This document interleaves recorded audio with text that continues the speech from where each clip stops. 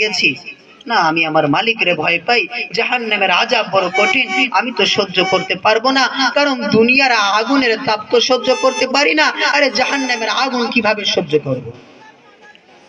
দুনিয়ার তাপ তো সহ্য করতে পারি না, জাহান্নামের আগুন কিভাবে সহ্য করব? সূর্যের আলোটা মাথার মধ্যে যখন আসে, রোদের সময় কাজে গেলে মাথার ঘামে গেমে গেমে শরীর ভিজে যায়, গেঞ্জি ভিজে যায়, কাপড় ভিজে যায়। জাহান্নামের সূর্যটা যখন আধা হাত উপরে চলে আসবে, মাথার মগজগুলো টকবক টকবক করবে, আপনি আমি কিন্তু কেউ সহ্য করতে পারবো না। ওই দিন কেউ কাজে আসবে না, আমার সন্তানও কিন্তু আমার কাজে আসবে না, সব আমার, কেউ আমার কাজে আসবে না, সব আমার বিরুদ্ধে হয়ে যাবে। যাদের লাগে এত কিছু করতেছি, বাড়ি করলাম, গাড়ি করলাম, তারাও আমার বিরুদ্ধে হয়ে যাবে, সবাই আমার বিরুদ্ধে হয়ে যাবে। তখন অবস্থাটা হয়ে যাবে কঠিন। আরে বন্ধু, এমন অবস্থা হয়ে যাবে যে নিজে না খাইয়া, খাইয়া না খাইয়া, বাড়ি করলাম, 10 তলা বাড়ি করেছি, গাড়ি করেছি, এত কিছু করলাম, অট্টলিকা করলাম, হারাম হালাল বুঝলাম না, হারাম হালাল বুঝলাম না, অন্যায় ভাবে চলে বাড়ি করলাম, গাড়ি করলাম, সব কিছু করেছি, চোখ দুইটা যখন আমার বন্ধ হয়েছে, আরে বন্ধু, দামি খাটের মধ্যে শুয়ে আছি, এই খাটটা থেকে আমাকে মাটির মধ্যে নামায় ফেলবে।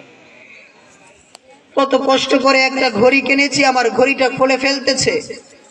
দামি কাপড় পরেছি, কাপড়গুলো খুলতেছে।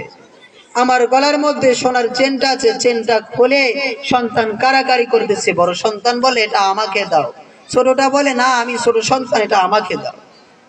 আমার বাড়ি গাড়ি নিয়ে কারাকারি করতেছে। এমন অবস্থা, আয় রে অবস্থা, আমার লাশটা বাহিরে নিয়ে গেল। এমন অবস্থায় যখন বৃষ্টি পড়তেছে, সবাই ঘরের মধ্যে গেল, আমাকে বাহিরের মধ্যেই রেখে দিল। আমাকে যখন আমি লাশ হয়ে গেছি, আমাকে কেউ নাম ধরে ডাকে না, ভালোবেসে মহাব্বত করে বলে না যে হুজুর মারা গেছে, হুজুর। সবাই বলে লাশকে কাফন দাফনের ব্যবস্থা কর। কবরস্থানে নিয়ে যাচ্ছে, সবাই জানাজা দিচ্ছে। আমি তো মনে করতেছি যে আমার সন্তানাদিরা না হয় আসে নাই, এই যে লোকগুলো আসছে, এই লোকগুলো মনে হয় আমার সাথে থাকবে। না না, জানাজার পরে এই লোকগুলো চলে গেল। কিছু লোক ঘাড়ের মধ্যে নিয়ে কবরস্থানে নিয়ে গেল। কবরস্থানে যাওয়ার পর আমি মনে করতেছি ওই লোকগুলো চলে গেছে, এই লোকগুলো মনে হয় আমার সাথে থাকবে। হা হা বন্ধু, এই লোকগুলো আমাকে ছেড়ে যাচ্ছে। মাটি দেওয়ার পর দুইজন নিচে নামলো, এই দুইজন মনে হয় আমার সাথে থাকবে। না না বন্ধু, এই দুইজনও আমাকে মাটি দেওয়ার পর আমাকে রেখে চলে যাচ্ছে। হায় হায়, ডানে মাটি, বামে মাটি, উপরে তাকায় দেখি বাঁশের ছাউনি। এই অন্ধকার কবরে আপনি আমি কেমনে থাকবো?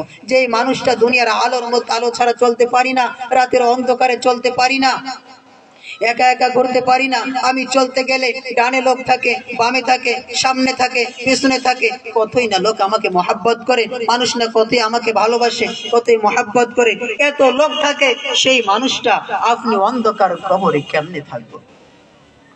আপনি আমি অন্ধকার কবরে কি থাকতে পারবো? না, অন্ধকার কবরে থাকতে পারবো না। এজন্য বন্ধু, কোরআন অনুযায়ী নিজের জীবনটাকে চালাতে হবে। কোরআন অনুযায়ী আমার জীবনটাকে চালাতে হবে। যেই শর্তের কথাগুলো বললাম, এই শর্ত অনুযায়ী যদি আমি জীবনটাকে চালাতে পারি, এই 4 শর্তের উপর যদি আমার জীবনটাকে চালাতে পারি, আমার রব্বে ইজ্জত, আমার মালিক আল্লাহ পাক রব্বুল আলামিন আপনার আমার প্রতি খুশি হইয়া আপনাকে আমাকে জান্নাতের মধ্যে দিয়ে দেয়। বলেন না সুবহানাল্লাহ। কারণ আমার মালিক তো বড় রহমান, আমার মালিক তো বড় রহিম, আমার মালিক তো বান্দারে বড় ভালোবাসে, বড় মহব্বত করে, বান্দারে অনেক ভালোবাসে, অনেক মহব্বত করে। যে আল্লাহ পাক রব্বুল আলামিন আপনাকে আমাকে কিরকম ভালোবাসে, যে পয়গম্বর মুসা আলাইহিস সালাতু ওয়াস সালাম আপনার নবীর উম্মত হওয়ার জন্য রব্বি ইজ্জতের দরবারে দরখাস্ত করেছিল। হযরতে দানিয়েল আলাইহিস সালাতু ওয়াস সালাম আপনার আমার নবীর উম্মতের হাতে কাফন দাফনের জন্য দরখাস্ত করেছিল। অর্থাৎ এই নবীর উম্মত আমি, সেই পয়গম্বর মুসা আলাইহিস সালাতু ওয়াস সালামের জামানার একজন উম্মত, পয়গম্বর মুসা আলাইহিস সালাতু ওয়াস সালামের জামানার একজন উম্মত। যে কিভাবে যে দিনের সকাল বেলা ছিল জাহান্নামী, বিকাল বেলা আবার জান্নাতি, যে কিভাবে এত দামি হয়ে গেল।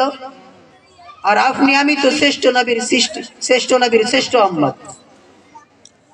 পয়গম্বর মুসা আলাইহিস সালাতু ওয়াস সালাম আমার মালিক আল্লাহ পাক রব্বুল আলামিন কে বলে, মালিক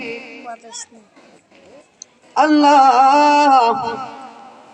আমি সবচাইতে জাহান্নামী ব্যক্তিটাকে দেখতে চাই মালিক।